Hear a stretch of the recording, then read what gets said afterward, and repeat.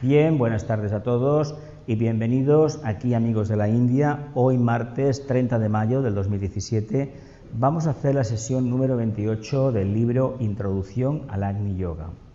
Esto está basado en el libro del mismo nombre, Introducción al Agni Yoga, de Vicente Beltrán Anglada, un libro que consta de 33 capítulos y se escribió en Barcelona y está escrito bajo el signo de Géminis del año 1981. Estamos en el capítulo 11, estamos acabándolo, la línea de rayo. Concretamente, la sesión anterior la finalizamos en esta diapositiva, que dice lo siguiente. Dice, esta conciencia de grupo va emergiendo poderosamente por la presión del primer rayo sobre el corazón de los seres humanos de buena voluntad de todo el mundo. Dicha presión, acentuada sobre los discípulos de los distintos ramas de la jerarquía, ha creado una vinculación superior con el ángel solar de sus vidas y, técnicamente hablando, les ha preparado para la iniciación. Hablando de la iniciación, debemos volver a la línea de resoluciones por el Señor del mundo para esta época, la progresión del espíritu de solidaridad en los discípulos mundiales determinará el momento justo de la iniciación. Aquello que hablamos, que cuanto más abarque tu corazón, cuanto más podamos integrar el aspecto humano dentro de nuestro corazón, el aspecto del servicio a nivel grupal, antes tendremos la iniciación. Continúa. La iniciación viene como consecuencia del establecimiento de un núcleo de comunicación entre los individuos y la sociedad. Por lo tanto, hoy la iniciación te la van a dar por el trabajo de la calle, no por el trabajo de tu casa, en el estudio, ni en tu grupo cerrado, sino conviviendo con los demás. Al utilizar el término conciencia social, utilizado frecuentemente por el maestro, me refiero, tal como él lo hace, a las bases espirituales de servicio creador a la humanidad, sin las cuales no puede ser conferida la iniciación. Con lo cual, recalcamos la semana pasada, o hay manifestación del alma en cualquier faceta de la vida personal, o realmente iniciación no puede haber, porque no podemos tener un compartimento estanco, oculto, donde ahí no entre lo que es la luz del alma y el servicio del alma. El discípulo ha de ser algo más que un simple conocedor e intérprete de los misterios. Ha de convertirse en el propio misterio, que está conociendo e interpretando. Logrado esto, y utilizando muy cuidadosamente mis palabras, puedo decir que el discípulo no solo ha de pedir, sino que aún debe exigir la iniciación, ya que se ha descargado del compromiso kármico de los hechos y situaciones que atañen a su propia personalidad y vive profundamente la vida mística del alma. Nos quedamos en la interpretación de la descarga de la carga kármica. Una forma de desapegarse del karma, ¿cómo sería? Superándolo, que sería técnicamente hablando lo más correcto, ya lo he transmutado y por lo tanto ese karma no existe. O actuando de tal manera que lo puedo transmutar en la medida en que estoy tan centrado en lo que hago, que me olvido de que, por ejemplo, me falta una mano, de que, por ejemplo, estoy en una familia que no me quiere, o que estoy con un grupo que no acabamos de tirar adelante, o en un mundo que es muy contrario a las ideas de la buena voluntad, por ejemplo.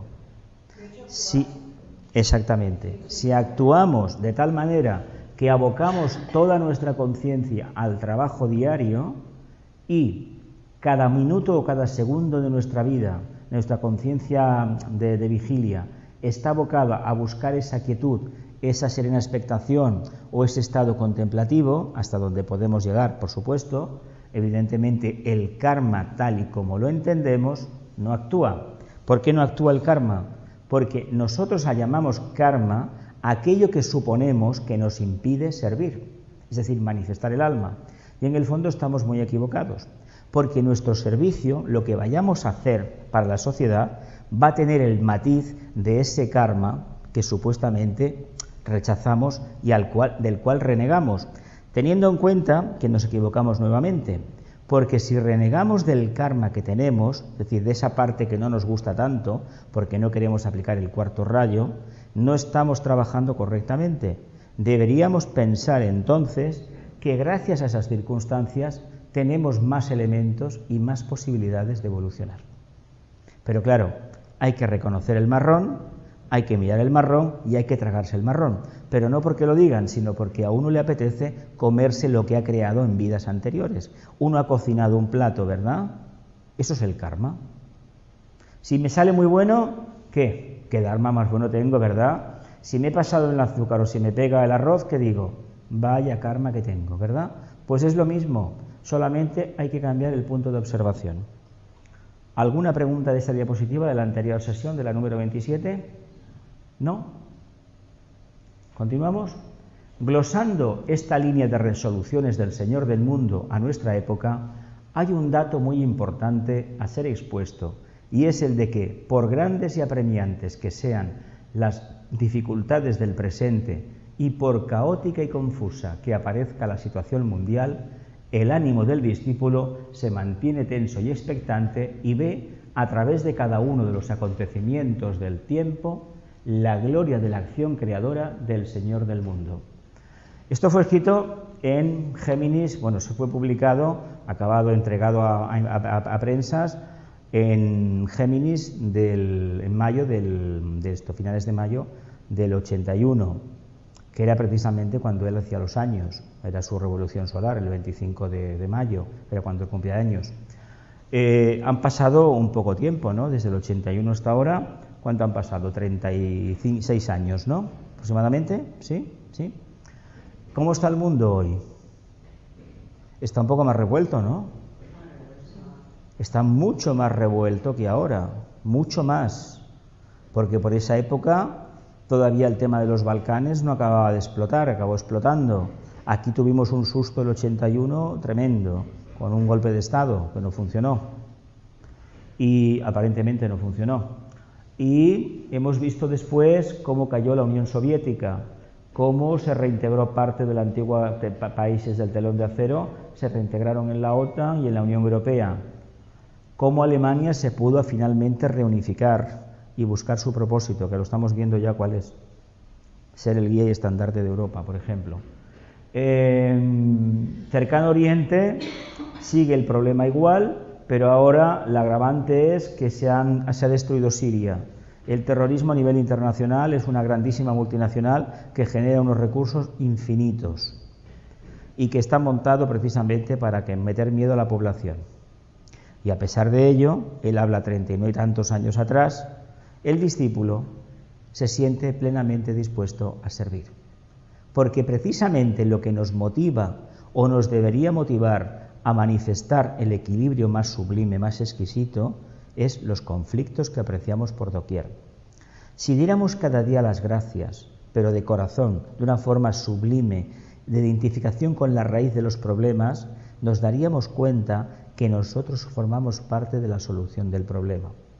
Se suele decir siempre que entre el problema y su solución solamente hay un paso. De hecho, es una pequeña apertura de conciencia entre el problema y la solución del problema.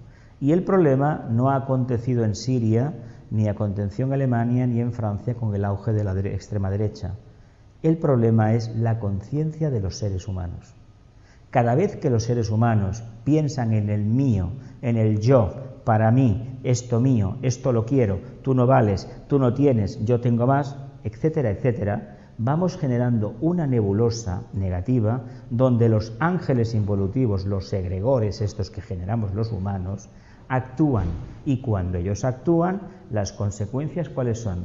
Materializar los malos pensamientos que los humanos vamos generando. Por lo tanto, ¿qué deberíamos hacer aquí?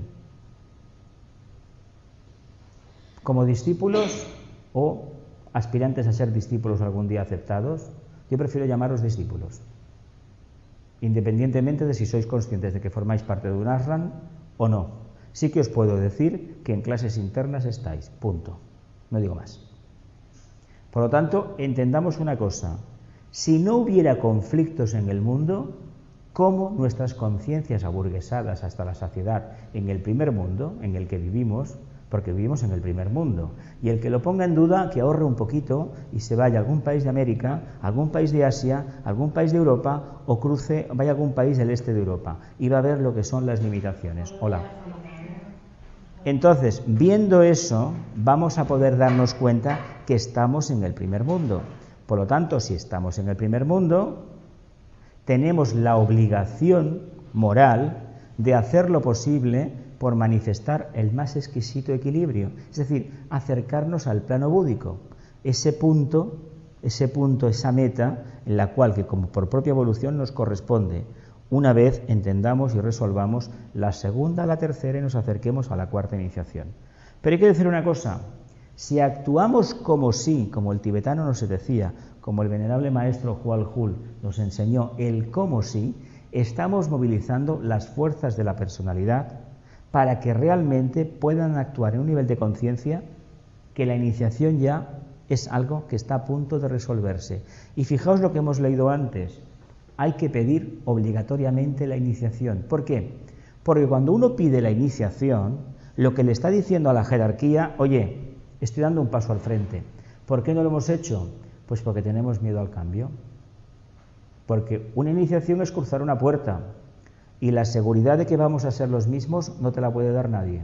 De hecho, nadie que ha cruzado la puerta ha vuelto a ser la misma persona o la misma conciencia. Por tanto, ahí radica el problema de la iniciación. No porque me van a tirar por un precipicio para ver si tengo miedo, no. Es que cuando se cruza la puerta mágica ya no hay posibilidad de retornar. ¿Veis la dificultad que entraña? Pero veis también el aliciente que supone para un discípulo, para un estudiante de la sabiduría eterna, poder vivir en este karma mundial, donde poder practicar, por ejemplo, el Agni Yoga, que es esa serena expectación, esa vida no abocada a la satisfacción material, sino la vivencia del mundo causal. ¿Somos capaces de vivir así? Pues adelante con los conflictos. Por eso todas aquellas personas que en un momento de debilidad nos dicen, es que yo quiero vivir en un mundo de paz, perdona, tú tienes miedo a los conflictos. A que no lo decimos, ¿verdad?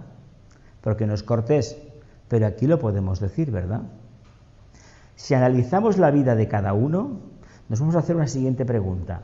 ¿Creéis que si no hubiera sido por las dificultades que hemos tenido, que cada uno de nosotros conoce de sí mismo, no de los demás, de sí mismo, hubiéramos llegado a donde hemos llegado? Que a lo mejor puedo decir que no es nada, pero suficiente para el alma. ¿Qué creéis? ¿Que si no hubiera sido por los conflictos os hubierais movilizado? No.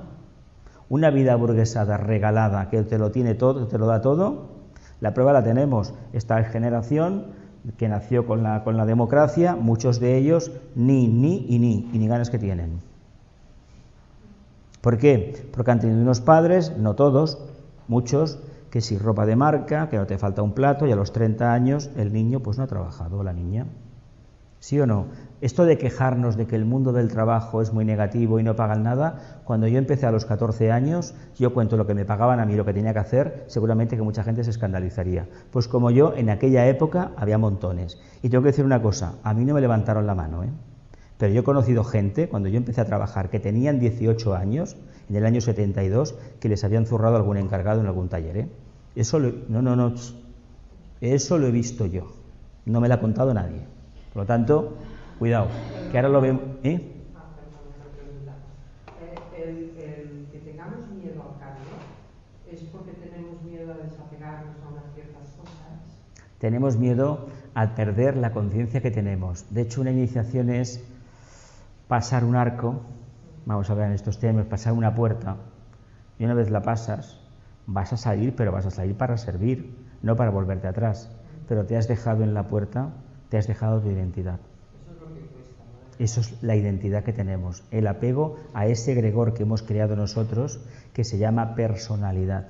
Claro, si pudiéramos vivir en el día a día el olvido de la personalidad, es decir, estando profundamente atentos, ya no nos daría tanto miedo la iniciación, porque la iniciación por sí mismo no son las pruebas solamente son desapegos, pero desapegos a unos niveles que no imaginamos todavía, porque uno de los más profundos es el espiritual.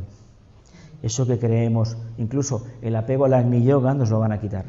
¿Cómo? Alterándonos continuamente.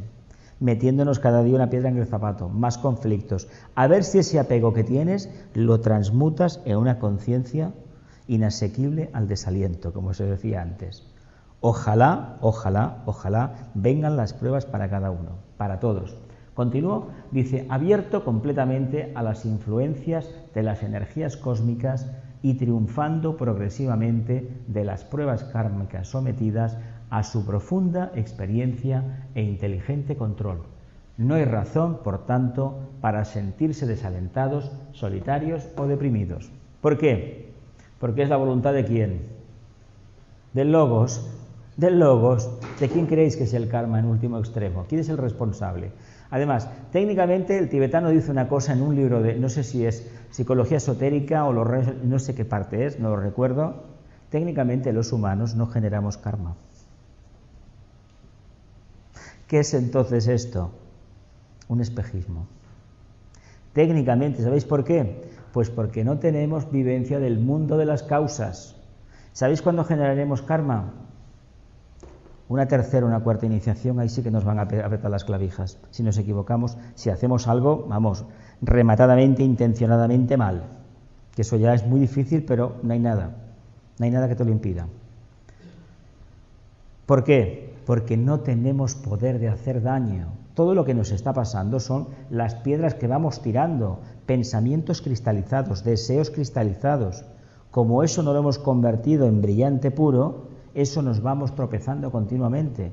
Todo ese pedregal en el que nos tenemos que mover es el mundo árido que nos espera a todos para alcanzar la iniciación. ¿Alguien tiene costumbre de caminar entre las piedras? ¿Qué pasa cuando vamos a una playa que está llena de piedrecitas? ¿Verdad que cuesta mantenerse? Se van hundiendo, cuesta mantener el equilibrio. Pues eso es el sendero del discipulado, mejor dicho, el sendero de iniciación, va por ahí. O el sendero en mayúsculas, porque es todo lo mismo. Es eso.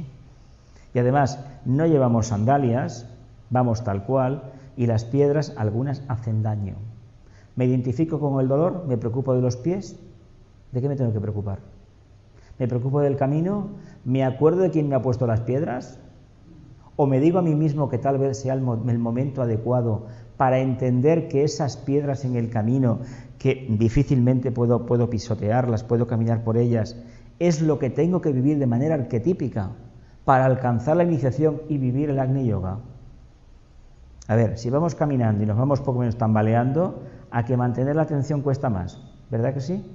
¿Sí? Pues ya está.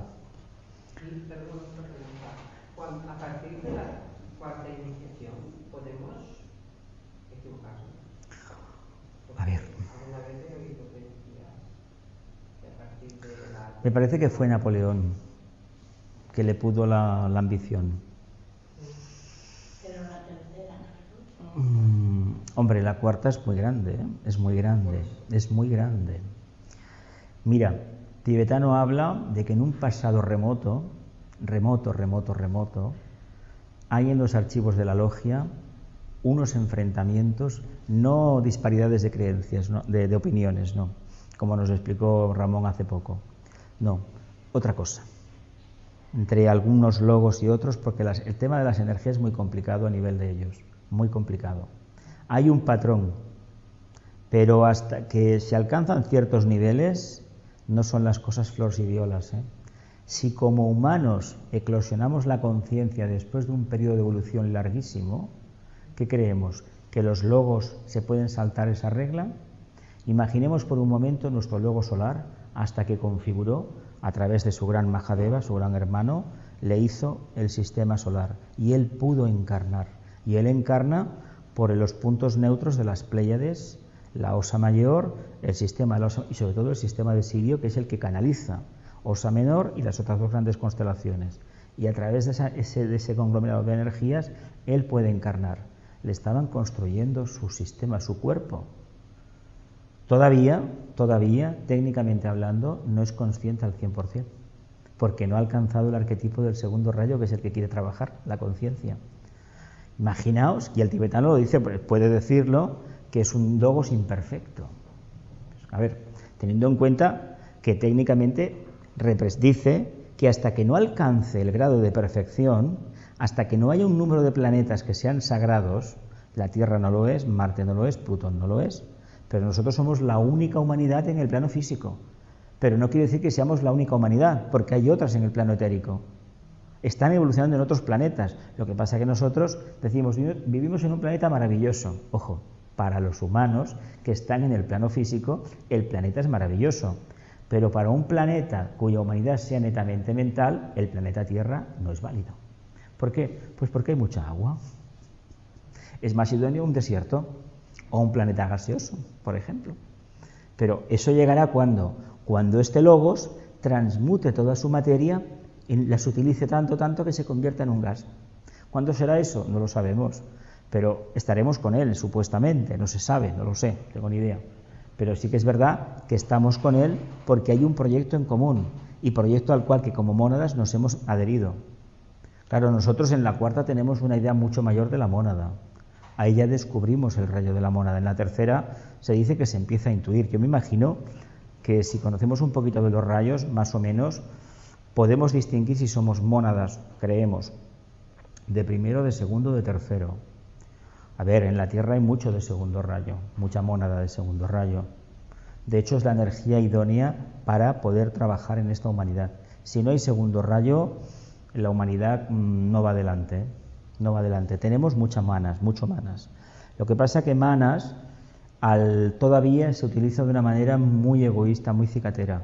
En el momento que se empieza a utilizar de una manera mucho más correcta, que se está haciendo, no digo que no, se está haciendo, lo que pasa es que no es suficiente a gran escala, porque del propósito introducido en la materia, es decir, el trabajo consciente, nace el amor. Uno no se plantea tener amor, uno tiene amor en la medida que trabaja e interactúa con el medio, ya sea el medio físico, el medio animal, el vegetal o el humano.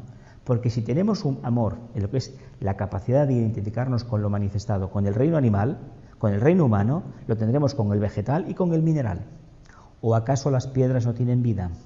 No tienen vida orgánica, como lo conocemos, no se pueden reproducir, ¿verdad que no una piedra? Nos parece que no. Fue un momento cuando el planeta se creó, que unas cantidades de magma volcánico empezaron a salir de las entrañas de la Tierra, es decir, él se proyectó y su gran Deva, su gran hermano Deva, Ángel, le fue construyendo lo que él quería. Es decir, yo diseño la casa y tengo un arquitecto que resulta, bueno, el arquitecto soy yo en este caso, lo pienso como la quiero, y mira por dónde viene una legión de ángeles que empieza a dar vueltas, girar, y me va como una impresora de estas 3D, me va haciendo las paredes, los cimientos, todo. Hasta que yo entro en la casa, me dan la llave y entro en la casa, ¿verdad que sí? Pues el sistema solar y nuestra constitución es exactamente lo mismo, salvando la distancia. Por lo tanto, ¿somos conscientes de que hemos de ayudar al Señor del mundo? ¿Nos gustaría ayudar a Sanat Kumara? ¿Nos gustaría conocerlo personalmente? ¿Y para qué? ¿Para qué? ¿Qué le podemos ofrecer? Amor, no tenemos suficiente, no destacamos. ¿Capacidad de trabajo? ¿Seguro? No sé. Continúo, vamos al capítulo 12, el grado de evolución alcanzado. ¿Os ha quedado claro el sendero de rayo? El capítulo 11, ¿sí? Y una cosa del capítulo. Son 33 capítulos, va y para tiempo, ¿eh? Entonces, los grandes karmas de la humanidad en conjunto proceden más bien del logo solar o de... El gran karma de la humanidad viene de la Lemuria, del momento del nacimiento de la humanidad. Pues que nos equivocamos. ¿Se equivocó el Logos? Claro que se equivocó el Logos también. Fue una crisis para él, fue un fracaso. Parece ser que ya venía el problema de la evolución de la anterior encarnación, la cadena lunar, pero no nos afecta, no lo sabemos. Aquí sabemos que en la Tierra hubo un gran desmán, se hicieron las cosas mal, pero ¿se podían haber hecho de otra manera? Pues yo creo que no. Por lo tanto, no le llamemos karma, sino llamémosle oportunidad y acicate, es decir, algo que nos obliga, nos estimula a cambiar. El sendero de rayo es muy importante porque además está ligado, me parece que es a la séptima iniciación. Cuando un maestro que se presenta a la séptima iniciación se introduce en el tema de la línea de rayo. Y se ve que esto es algo, debe ser, me imagino, supongo, contactar con el logos que emana la energía del rayo que sea. Tiene que ser así. Por definición tiene que ser así. Y eso nos llevaría a un campo de servicio que se puede escapar a nuestra comprensión. Pero bueno, cuando lleguemos a la quinta, bueno, ir preparando ya en la libreta qué queréis ser en el futuro. No en el futuro como humanos, en un futuro de eones. Cuando llegue, el tiempo no existe en los planos internos. ¿Hay algo sobre el sendero de rayo que no haya quedado claro? Tal y como lo presenta él es muy sencillo. Otra cosa es que sea fácil de hacer. Si entendemos que es sencillo, que no nos exige esfuerzo, sino es ser y estar al mismo tiempo, ¿por qué no lo ponemos en práctica? Dice, Agni Yoga, en su sentido más completo, indica camino, reconocimiento y unión. Camino, reconocimiento y unión. ¿Qué dice aquí él? ¿Qué dice Vicente aquí? Camino es el sendero, es la búsqueda de la identidad a un nivel de lo más elevado posible, de lo más abstracto posible. Pero al mismo tiempo que es abstracto tiene una particularidad, es concreto. ¿En qué es concreto? Santi, ¿en qué es concreto? Es abstracto por un lado, el Agni Yoga, pero al mismo tiempo es concreto. ¿En qué es concreto? En la captación directa del resultado. Esos vacíos, esos silencios, decimos, hay algo, pero la mente no ha funcionado. Eso es Agni Yoga. Ese es el camino, que es un camino por una tierra abstracta, que no tiene nada de concreta, pero el resultado sí, porque lo puedo registrar de una manera directa y además me afecta a todo mi sistema endocrino, me afecta a todo mi sistema etérico y por lo tanto, como conciencia en evolución, me siento plenamente dueño y señor de mi vehículo de expresión o de mis vehículos de expresión. ¿Reconocimiento de qué? Venga, Santi, ¿de qué sería el Agni Yoga un reconocimiento? Del milagro. Del milagro del plano búdico. Del milagro del ser. ¿Quién más dice algo? Reconocimiento es conciencia, ¿no? Reconocimiento es una conciencia, pero una conciencia más elevada en esto. Reconocimiento de la verdad, ¿no? A la verdad arquetípica, a la verdad búdica, estamos hablando del plano búdico. De hecho, hay momentos en que nos acercamos al plano búdico de la intuición. La intuición, cuando llega uno a trabajarla, para que funcione, tiene que tener la mente en silencio. Le preguntan una receta de cocina y si no lo sabe, porque no lo va a saber, un par de segundos tiene la receta en la cabeza. Es decir, ha descargado, nunca mejor dicho, ha descargado la receta de donde está, de la fuente. Por eso hay una relación directa entre la práctica del Agni Yoga, lo que significa el Agni Yoga, y el sistema que tenemos informático en el mundo, la nube. La nube no es estar en Bavia, sino tener los conocimientos, la información fuera de la conciencia individualizada. ¿Por qué? Porque los conocimientos, la sabiduría y la información que hay en el mundo están en la trama etérica planetaria. Por lo tanto, ¿le pertenecen a quién? ¿A toda la humanidad? ¿Sí o no? ¿Qué tenemos que hacer para captarla? Afinar nuestra frecuencia de contacto, nada más. Estar alineados. Una vez estamos alineados, aquello que necesitamos viene. Eso es reconocer que el Agni Yoga te integra, te da una conciencia global del planeta y de la humanidad y, por supuesto, te permite el contacto con el Logos, salvando la distancia. Dime. Una pregunta. ¿Cuál es la diferencia entre intuición y sabiduría? La sabiduría es lo que experimentas, ¿no? La intuición es la captación directa de la verdad, una frase técnica. La sabiduría es aquello que uno ha ido atesorando, integrando a lo largo del factor tiempo y muy directamente de la propia experiencia. Pero la sabiduría estaría en manas, ¿no? Sería manas. Mana superior. Bueno, Mana superior, arquetípico, donde está el alma. Los tres subplanos superiores, ahí está en la sabiduría. Sí, pero si no hay sabiduría, y de hecho cuando Buddhi funcione, lo que vas a expresar va a ser sabiduría. Es una verdad eterna, arquetípica, pero que gracias a tu trabajo con manas durante tiempo y tiempo, has podido en la cuarta iniciación dejar a manas de lado, quemar manas, quemar el crisol donde están los átomos permanentes, el cuerpo causal, exactamente aquello.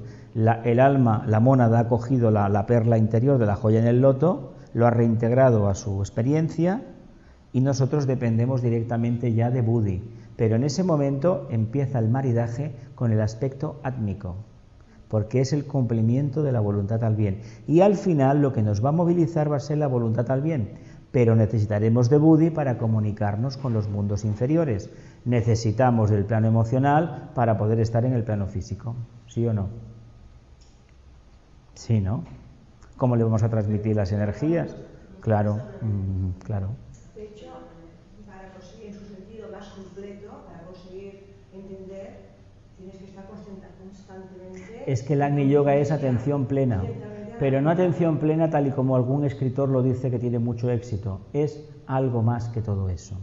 No vale la pena para nada pensar que uno practica Agni Yoga o atención plena cuando está en su casa con su incienso, su música buena y que nadie le moleste y sus cascos, ¿eh? Yo he conocido mucha gente así. Esto no es atención plena, esto no es Agni Yoga. Sal a la calle, hoy como van los trenes, como van esta tarde los trenes de Renfe, por ejemplo, van fatal. Pues practica el equilibrio, mantente tranquilo ahí, el tren lleno a tope, que frena un poco y te viene todo el mundo encima y no tienes dónde cogerte porque el pasillo es tan ancho que no llegas a la barra de arriba y que bueno, tienes que ir frenando unos con otros, ¿no? Y encima con un ordenador en la espalda, en la mochila. Eso es practicar Agni Yoga, es decir, bueno, de acuerdo, ¿y qué? Pero es muy fácil en ese momento no practicar Agni Yoga. ¿Y sabéis lo fácil que sería poderlo practicar y el resultado maravilloso que podríamos dar? A todos aquellos que estuvieran en el vagón les estaríamos irradiando con nuestro nivel de conciencia. ¿Por qué a veces entramos en el tren y salimos con los pelos de punta? Porque hay unos cuantos que tienen una energía que, bueno, la que tienen, vaya. Y cuando entra alguien que tiene una energía mejor, ¿qué pasa? Lo neutraliza, pero ¿cómo lo neutraliza? Somatizando una parte del problema. No estamos tan preparados ni tan refinados para filtrarlo todo y que no quede ningún residuo, porque el residuo que queda nos lo tenemos que comer nosotros. Esa es la diferencia entre un discípulo, un iniciado y un simple aspirante. Aspirante, sí, mira, esto lo aparto, ¿no? Por eso, acordaos de aquel mito de la otra mejilla del Nazareno. Al karma no se le puede engañar. ¿Te viene una bofetada? Gracias. Gracias porque me estás diciendo que todavía me controlo, me mantengo en estado de serena expectación a pesar de lo que me está pasando alrededor. El otro día tuve que aplicar esta técnica porque, bueno, se pusieron así como se pusieron. Y unión, ¿unión con qué? Con el todo, con el plano búdico, con la conciencia, con lo manifestado. Porque tal vez la palabra unión no tenga aquí el significado clásico del término. A ver qué significado puede tener. Santi, ¿qué se te ocurre? Pues uno. Uno, el todo. ¿Cómo interpretas el todo? Como la raíz, la fuente. Que no hay nada que no sea yo. No hay nada que no... Bueno, que mi conciencia está en todo y todo está en mi conciencia, más o menos, vale. ¿Qué más? ¿Qué más? ¿Qué puede ser esta unión? Puede ser identificación con el todo, vale, eso vale, pero creo que tal vez dice algo más. Dice algo más que es bastante sencillo de captar cuando se ha captado, vaya, de comprender. Unión de almas. Unión de... Vale, algo más, algo más. Integración. Integración, ¿qué más? ¿Qué más? Grupal, trabajo grupal, ¿vos? ¿No se te ocurre nada? Hay que aterrizar al suelo, ¿eh? El sexto rayo aspiracional está muy bien, pero los pies tienen que estar en tierra, ¿eh? Cuando uno se va para arriba no puede hablar, ¿eh? Te queda fuera, ¿eh? De onda. Tal vez esta unión que se nos dice con mayúsculas, que es como bien habéis dicho, la unión con el todo, la interdependencia, el trabajo grupal, resulta que esa unión está más cerca de lo que creemos. No es tanto subir a la montaña ni quemarse en el fuego del infierno, purificándose y todas esas historias, no. Es cambiar la forma de sentir y sobre todo de pensar. ¿Habéis leído el libro de Siddhartha, de Hermann Hesse? Es una novela, ¿eh? Pero Hermann Hesse era un escritor que tenía, bueno, ciertas cualidades, se ve. Y como alma transmitió en sus escritos alguna que otra verdad arquetípica. Ese libro, que es una novela, una novelita, es un libro, vaya, una creación humana y punto. Pero tiene una particularidad muy buena. Cuando uno lo lee detenidamente, y hay gente que tiene la costumbre de leerlo cada año, cuando llega el Festival de Wesak, yo fui uno que durante años lo hizo, durante los festivales lo leía, es pequeñito, pues con 18 o 19 años pude entender lo que significaba, el mensaje que transmitía él, pero fue captarlo y al cabo de un rato ya no me acordaba bien lo que había visto. pero me quedó esa satisfacción personal y esa memoria de ese estado de conciencia, que duró 1.000.000.000ª parte de un segundo, vamos a hablar así. Fijaos qué cosa tan sencilla eso. Y eso nos está hablando de una unión, pero una unión que no pasa por el filtro mental de que nosotros formamos parte de uno, es verlo directamente. Imagino que habéis visto alguna salida de sol, alguna puesta de sol. Hay gente que se emociona porque funciona el plexo, pero hay otras personas que no se emocionan a esos niveles y pueden ver los lazos de amor que el logo solar, con ese color azul índigo que tiene, está englobando a todos los planetas, sobre todo al planeta Tierra, y a ti o al que esté mirando en ese momento. Eso es tener capacidad de percibir la unión. Y la unión no la vamos a ver en la salida del sol, la tenemos que ver en el ascensor, la tenemos que ver en casa, la tenemos que ver en cómo tenemos los muebles de casa, en cómo tenemos la limpieza, en cómo nos cuidamos nosotros. Si tenemos percepción de la unión con el todo, no podemos ir por la calle de cualquier manera, ni sucios, ni harapientos, ni decir que somos unos ascetas y estamos por encima del bien y del mal y de las conveniencias, que somos espíritus. A ver, estamos viviendo en sociedad y nunca se ha sabido de nadie que a través de la suciedad haya alcanzado la iniciación. ¿Me explico? ¿Sí? ¿Sí? Eso lo digo porque el tema de la unión, olvidémonos del sexto rayo para el tema de la unión. Apliquemos el primero, la voluntad y sobre todo mente, vivamos la vida en exquisita armonía. ¿Qué quiere decir? Trabajar todos los marrones, todo lo negativo que nos va a venir. Y nos va a venir mucho, porque estamos demostrando que somos dignos merecedores. No porque nos tengamos un mal karma, no, porque han confiado en nosotros y somos nosotros los que podemos solucionar la cuestión. ¿Sigo? Es repetir, en otras palabras, las afirmaciones del Cristo. Yo soy la verdad, el camino y la vida. Yo soy la verdad, el camino y la vida. Eso se leía. ¿Qué evangelio es? ¿El de Marcos, el de Juan, el de la Semana Santa?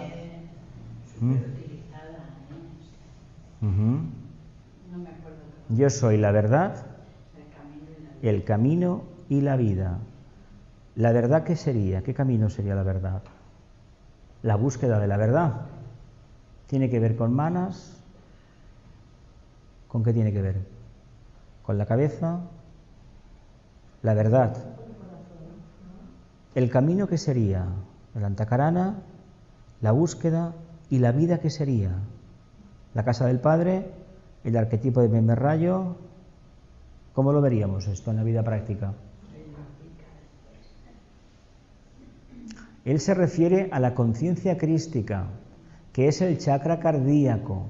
No hay posibilidad de subir a los mundos superiores, es decir, al plano búdico, si el corazón no está despierto. Por lo tanto, ya sabemos a lo que nos enfrentamos. A trabajar ni más ni menos la búsqueda del más exquisito equilibrio, que quiere decir vivir la vida de tal forma que todo lo que acontezca no nos asuste, no trabajemos la dualidad, de decir vaya porquería de transporte público, no, ya lo dijimos una vez, es suficiente, vaya porquería de supermercado la cola que hay, no, ya lo dijimos una vez, sino que allá donde vayamos entendamos que el corazón hemos de actuar como si el chakra cardíaco estuviera abierto, que quiere decir vivir la vida en equilibrio, en armonía. Pero cuidado, vamos a decirlo al revés, reivindicando el conflicto, vivir el conflicto en armonía. Porque si decimos armonía, no trabajamos el conflicto. Hay gente que el tema de los problemas le da miedo, dice que no es espiritual. Y cuando le dices lo contrario, te dices que tú no tienes nivel, yo estoy muy iluminado. Ya conozco a muchos de llama violeta y por ahí que me lo han dicho más de una vez. Y en el fondo tengo que decir una cosa, si en nuestra vida no pasa nada, el Agni Yoga no funciona. No, porque no moviliza. Allí donde vayamos no provocamos conflictos. No es que tengas Escorpio en tu carta astral y allá donde vayas la líes sin decir nada, no. Es que tu conciencia irradia. Y cuando tu conciencia irradia, toca las narices a mucha gente. ¿No os ha pasado eso? Estar delante de alguien que os ha provocado un mal rollo o un estado de euforia o un estado de irritación sin saber por qué. Son las energías. ¿Pero creéis que el responsable es la persona que lo genera? Es como está uno, el apego que tiene uno. Por eso nosotros, allá donde vayamos, lo vamos a cambiar todo. Pues imaginaos que nos metiéramos en un tren, 500 personas, y esto del yo soy el camino, la verdad y la vida lo tuviéramos resuelto. Un chakra cardíaco, ¿qué pasaría ahí? ¿Qué transmutaríamos toda esa incongruencia, toda esa desinformación, toda esa ignorancia en qué? En luz. Pero no dándoles la luz, no, dándoles la confianza a los que están alrededor sin decir ni mu, ni decir una palabra, para que busquen la solución dentro del equilibrio, de la armonía, y se van a dar cuenta al final lo que significa vivir en paz. Vivir en paz no es la meta, es el inicio. Hay que empezar con el equilibrio, y la palabra paz la pondremos si queremos o no. ¿Continúo? ¿Sí? El drama psicológico, bueno, el camino que la verdad conduce y la vida que la anima a recorrer el camino. El drama psicológico del hombre a la búsqueda de la verdad se realiza, por tanto, dentro del área de sí mismo.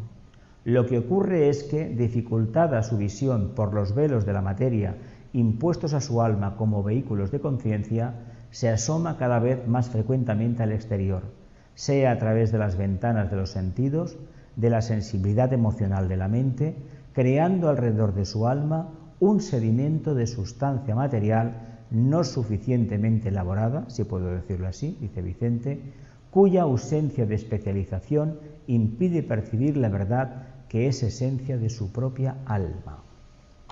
¿Cómo le llamaríamos a esto sintéticamente? El resultado de esta acción errónea que Vicente nos dice aquí. Toda ese cúmulo de materia que hay alrededor nuestro que nos impide ver la realidad, ¿quién lo ha generado? ¿Quién lo ha generado? Nosotros. ¿Y eso cómo le llamamos? Maya. ¿Y eso qué es en el fondo? ¿De qué hemos hablado antes? Un karma. ¿Veis cómo el karma? ¿Quién genera el karma ese grande? No, hay un sistema que lo genera por sí mismo, porque estamos en un mundo que es involutivo, no nos engañemos. Somos los agentes de la luz, somos los discípulos, la gente que despierta. Si la palabra discípulo nos chirría, gente orientada a la luz, y si nos chirría también, nos inventamos otra, no importa. Lo importante es tener en cuenta que hemos de saber muy bien quiénes somos y hacia dónde nos encaminamos. ¿Sí o no? Nos encaminamos hacia la vida con mayúsculas, ¿verdad que sí? Pues habremos tenido un momento de revelación para saber de dónde venimos, o tampoco sabemos de dónde venimos. ¿Quién puede decir aquí que sabe bien a las claras de dónde viene? Santi, ¿de dónde venimos? Del maya, ¿no? Del conflicto, de la ilusión. Todo es una ilusión, ¿verdad? Sí, ¿verdad que sí? ¿Pero por qué es una ilusión? Porque nos hemos creído que lo que nos dice nuestra conciencia es verdad. ¿Y si nuestra conciencia nos dijera que gracias a esa ilusión vamos a conocer el arquetipo mayor, la vida, el espíritu, la mónada? ¿Qué sería entonces la ilusión? Un brazo o un camino a través del cual, cuando lo trabaje y lo supere, voy a conocer la verdad, voy a conocer la vida. Y el trabajo para conseguir eso es el camino. Las cosas no vienen por generación espontánea.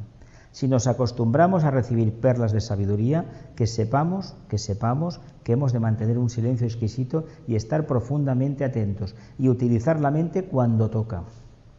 ¿Hacemos eso o no lo hacemos?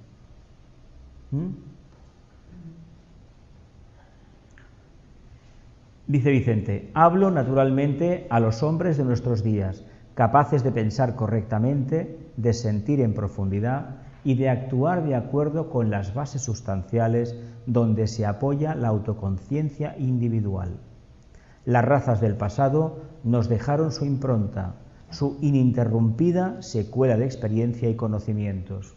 No vamos a considerarlas, por tanto, de valor esencial en la línea de nuestros comentarios.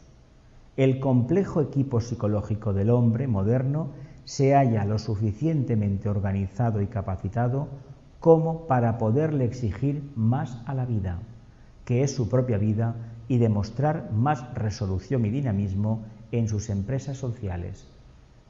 Las cualidades espirituales que le son exigidas al hombre de nuestros días como condiciones precisas para introducirse en la vida espiritual son las mismas, sin embargo, que las que fueron exigidas a los discípulos del pasado, es decir, las de querer, saber, osar y callar. A que nos da confianza Vicente, ¿verdad? ¿O no? ¿No? ¿Sí? O sea, nos pensamos que estamos peor que antes, ¿eh? Estamos igual. Todo lo que acontece alrededor nuestro son los conflictos que por nuestro grado de evolución tenemos el derecho a tener. Derecho no, deber, obligación de tener. ¿Por qué? Porque los conflictos de hace 100 años eran para aquellas almas que en aquel momento su nivel de conciencia era X. El nuestro es X más 1, vamos a decirlo así. Diferente. Aquí el más 1 no vamos a quitarle que signifique mejor ni peor. Diferente. Por lo tanto, entendamos que dentro de 50 años habrá otros conflictos, o de 30. ¿Para qué almas? Para las que vengan, que supuestamente estarán preparadas. Y si no lo están, ¿qué va a pasar si no lo están? Se tendrán que adaptar. ¿No nos hemos adaptado nosotros a los tiempos modernos? ¿Sí o no? Nos hemos adaptado y mucho, ¿verdad? Por lo tanto, ¿a cuántas cosas hemos renunciado a lo largo de los años? A unas cuantas, ¿verdad? Bueno, querer, saber, osar y callar. ¿Callar qué significaría aquí? No perder, no hablar en vano. No hablar en vano. No mencionar el nombre de Dios en vano. Es decir, las verdades arquetípicas es como aquello, hay ciertos tesoros que son tan sensibles que es mejor guardarlos dentro del corazón. O, dicho en lenguaje popular, no arrojéis margaritas a los cerdos porque no tienen suficiente gusto. O perlas, se decía perlas. Las perlas no se pueden masticar, pero una perla, basándonos en lo que es la perla de una ostra o lo que sería el tema del cuerpo causal, aunque uno lo explicara, no le van a entender. Si ahora apareciera alguien que tuviera una facultad especial psíquica de poder levitar por la calle, que todo el mundo lo viera, le iban a preguntar de forma encarecida, ¿usted cómo lo hace? Pues mire, llevo 30 años siendo vegetariano, 40. Llevo 30 años meditando, llevo 30 años o 40 o 50 esto. La gente no se lo va a creer. ¿Por qué? Porque significa trabajo, significa tener un conocimiento, una creencia, conocimiento, información, integración, que es esto fruto de la experiencia. La gente se ha acostumbrado a apretar un botón. El móvil nos ha astralizado un poco más a todos. Y de hecho el móvil es la prolongación de nuestro vehículo emocional. También puede ser de nuestro vehículo mental si queremos. Pero generalmente hoy en la humanidad el teléfono móvil, teléfono celular, es una proyección de nuestro vehículo emocional, de nuestra alma. Cuando manifestamos en preponderancia el vehículo emocional, quiere decir que como almas somos atlantes. ¿Veis lo que quiero decir? ¿Es acaso esto un problema? Sin teléfono celular no podemos estar, sin teléfono móvil no podemos estar. ¿O sí? ¿O somos esos románticos de irnos a la cueva, ni electricidad, ni agua corriente, ni televisión, ni nada de nada? ¿Sabéis qué es eso? Una actitud egoísta, pero profunda. Fijaos lo que dice que el hombre de nuestros días y el hombre del pasado, que está dotado psicológicamente el de hoy, más que nunca. ¿Por qué? Pues porque tenemos una sanidad pública, afortunadamente, que el cuerpo físico te lo cuida. Y tenemos una educación que te permite precisamente desarrollar un poco la cabeza, si quieres, claro. Si te quieres engolfar en el tema de los jueguecitos y las pamplinas, eso es asunto tuyo. Entiendo los jueguecitos como satisfacción del plexo, no como capacidad de desarrollar la inteligencia, que es otra cosa, ¿eh? El juego, cuando se hace de una manera correcta, el fútbol o el ajedrez, cuando se hace de manera correcta, desarrolla la astucia, ¿verdad que sí? A ver, pero cuando la gente va a ver cómo se da paradas una pelota, no se desarrolla la inteligencia. ¿Qué se desarrolla? El plexo y la mala baba también. Porque si no gana mi equipo o pierde el otro, hay lo que hay. ¿Veis lo que tenemos encima? Sí que tenemos un complejo equipo psicológico, pero ¿por qué tenemos tantos problemas emocionales en este momento en la Tierra? ¿Os habéis parado a pensar? Santi, ¿tú por qué crees que hay tantos complejos emocionales en todo el mundo occidental en estos tiempos? Insatisfacciones. ¿Qué más? Falta de valores espirituales. Faltan valores espirituales. ¿Qué más? Apegos a qué, a lo caduco, ¿verdad? ¿Y qué más? Es el materialismo, el deseo. ¿Qué más? No, por ejemplo, yo veo que los niños están muy mal ahora. Sí, En ¿qué más? general, ¿Qué más? hay muchos problemas. Bien, ¿qué tengo en las manos? ¿Qué tengo aquí? ¿Y cuántos canales de radio tenemos, emisoras de radio, televisión? ¿Cuántos satélites bombardeando continuamente el planeta? Ojo, que son microvatios, pero ¿creéis que eso no incide en el vehículo etérico? Y aquellos que realmente no están suficientemente enderezados, que son todavía emocionales, acaban desarrollando esas enfermedades. Porque, ¿sabéis lo que sucede? Que el vehículo emocional se mueve tanto que le transmite aquí en el nivel de protección, la membrana que está encima de la cabeza, le transmite directamente al cerebro una vibración que acaban los nervios, acaban somatizando en enfermedades. El campo electromagnético terrestre, no el del logo, sino el que estamos con el que estamos interactuando, porque a fin de cuentas las ondas se manifiestan así, pero eso nos está alterando. Pero este es el proyecto del Logos. El Logos nos ha dado lo que queríamos, podernos comunicar. Solamente nos falta una cosa, que a mí ya sabéis que me gusta mucho hablarla, podernos desplazar. Y lo haremos también a través de esa trama, porque si ya podemos enviar mensajes y condensar el mensaje un día, y enviar una patata, unos zapatos, a cualquier parte del mundo dentro de su trama etérica, lo haremos y viajaremos, pero ojo, por el camino que nos vamos a dejar, identificación con formas pasadas. Se está haciendo una criba increíble a nivel mundial. ¿No os parece que es muy sospechoso que haya tanta gente con depresiones y tantos niños alérgicos al gluten cuando el gluten nunca ha sido negativo? Nunca ha sido esa proteína negativa. ¿Por qué es ahora negativa? Porque para no tener embarazos, ¿qué se toma? Las mujeres lo sabéis bien, ¿no?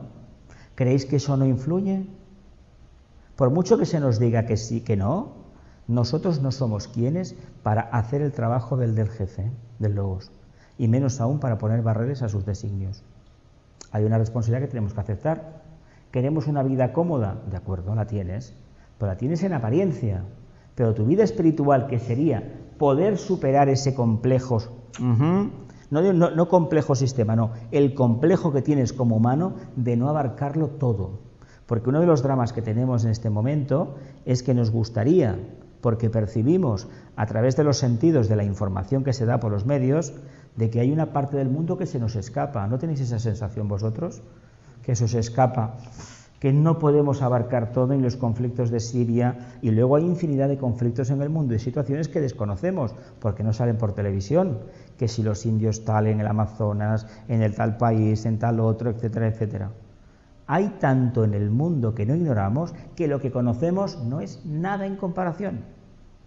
Tenemos una visión sesgada de la historia del planeta Tierra.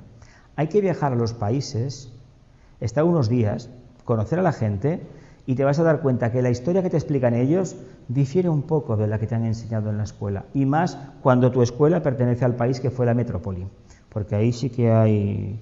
Y a ver, los hechos son los hechos. No podemos negar la existencia de un general independiente, etcétera, etcétera, no lo podemos hacer, pero lo que no le podemos poner a él una actitud o un trabajo que no hizo. Cuidado con eso. Ahora nos enfrentamos a un problema que se está acentuando cada vez más. El Sol, para acabarla de rematar, está vibrando con una intensidad mayor. Él es el que está haciendo que los casquetes polares se derritan. Sí, lo está haciendo, pero ¿para qué? Pues para que nos espabilemos. A lo mejor con eso consigue una glaciación, consigue que el Logos de la Tierra entre en un silencio, en un pralaya, se prepare para su cuarta iniciación, como él también tiene que hacerlo por una cuarta iniciación cósmica, el Logo solar, y nacerá una nueva humanidad. ¿Estamos contribuyendo a ese conflicto nosotros? Ojo, porque contribuimos a ese, generamos un conflicto para que se produzca eso. ¿A través de qué práctica? Hemos estado hablando, ¿cómo se llama el curso?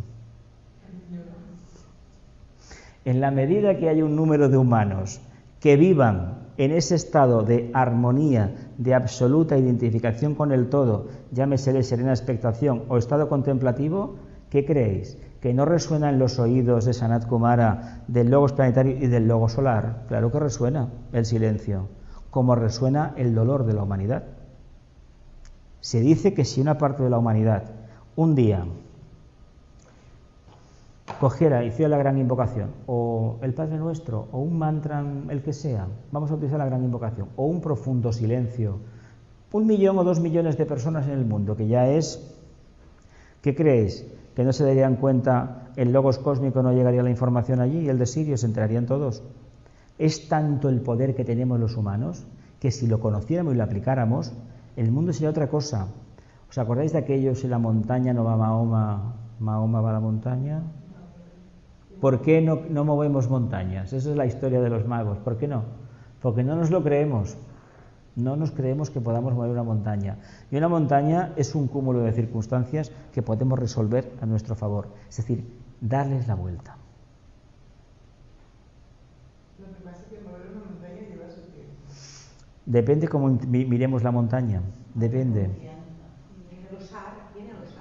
A ver, el mover la montaña tiene otro significado. La tercera iniciación.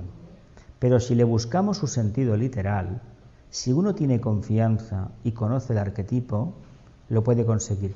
Cuando el nazareno, cuando le preguntaban sus apóstoles, sus seguidores, por el tema de los milagros, que para él no eran milagros, eran trabajos espirituales, él era básicamente esenio, era un sanador, él tenía esa capacidad, la había trabajado, y parece ser que entre ellos algunos levitaban, tenían los siddhis de los yogis de la India.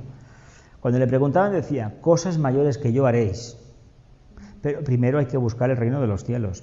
Hay que vivir la armonía, hay que vivir en estado búdico. Eso es el reino de los cielos. Pero el reino de los cielos aquí en la tierra, no en mi casita, mi jardín, montado allí en mi actitud de sastre. No. Sal a la calle, coge un autobús, vete por aquí, vete por allá, vete a dar clases, vete al club de jubilados, donde te toque, o estate de médico en un hospital de urgencias, o una enfermera o de enfermero, y ya verás lo que te llega ahí cada día. Y a ver al cabo del día, cuando vuelvas a casa, ¿cómo llegas? Sí, es que yo estoy bien, me he mentalizado. No se trata de que te mentalices. Si tenemos que actuar con el resorte de la mente para encontrarnos mejor, nos equivocamos. Ha de ser 100% natural, sin previo aviso. No hemos de decir, quiero actuar, no, ha de salir. Porque unas personas cuando ven a otras les sale una alegría y otras, ¡ay, no te esperaba! ¿Por qué? Bueno, es lo que hay. Es lo que hay, ¿sí o no? ¿Qué hora tenemos? ¿La media ya? Uy, pues venga. Una pregunta y nos vamos, venga. Nos hemos quedado aquí en la número 7. Esto promete, ¿eh? Querer, saber, osar y callar. Reflexionemos sobre esto esta semana y la semana que viene es es martes. Día 6, martes, sí, la semana que viene estamos, sí. ¿Reflexionamos para la semana que viene sobre el querer, el saber, el osar y callar? Sí. Son cuatro cosas, ¿eh? Son 4 en un... ¿Sí? Y tienen su vida, Tiene muchísimo trabajo esto. Es Agni Yoga, ¿eh? Es Agni Yoga, sí. Pero callar es dentro... Callar lo veremos... esto está en Agni Yoga, en el Magia Blanca, el tema del centro laríngeo. Es que el centro laríngeo es un centro creador y se han de quedar aquellas formas mentales que sean útiles, nada más. Es como el centro sacro. ¿Por qué tenemos conflicto en la humanidad? Pues porque se utiliza en exceso y han nacido demasiados niños y se han traído a la evolución, a la encarnación, almas que no han descansado lo suficiente. Por eso uno va por la calle y encuentra cosas que dice, Señor, gracias por darme la oportunidad de servir. Niños que tienen unos problemas, le podemos llamar hiperactividad, pero en el fondo tienen un retraso bastante considerable a nivel neuronal. Sí, se les nota niños pequeños que no se están quietos, pero para nada. En la familia hay algo, en mi familia hay algunos y... Sí, no, hay genios.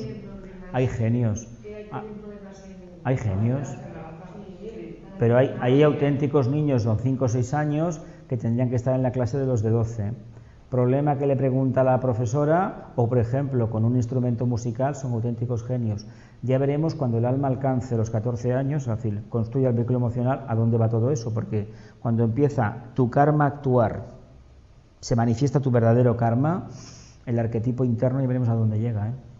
Porque ahí todo eso se hunde. Sabéis que cambia la voz, todos estos que de pequeños han sido unos genios, cuando empiezan a aparecer las cualidades auténticas de lo que tenemos que trabajar, se deshace, ¿verdad? Se va por el desagüe. Bueno, y muchísimos más en el campo por ejemplo, de las matemáticas. Han habido niños con una capacidad increíble. Llegaron a los 14 años, a los 15, ahí aparece ya el alma manifestándose a través de su vehículo emocional. Evidentemente, hay un karma para cumplir. Puede decir claramente que en vidas pasadas sí que se alcanzó eso. ¿Pero además es el propósito en vez de karma? No, quítale la connotación negativa. Además, si en el metro ponen karma, no sé qué, en una campaña publicitaria. Oportunidad. Es que es oportunidad en el fondo, ¿eh? No es el drama este drama psicológico, madre mía, que me ha caído, que no soy feliz, qué trauma, ni narices, nada. Pasa que nos hemos acostumbrado a vivir de una manera que sin etiquetas no somos nadie, y eso es un verdadero drama. ¿Hacemos un silencio? ¿Nos vamos?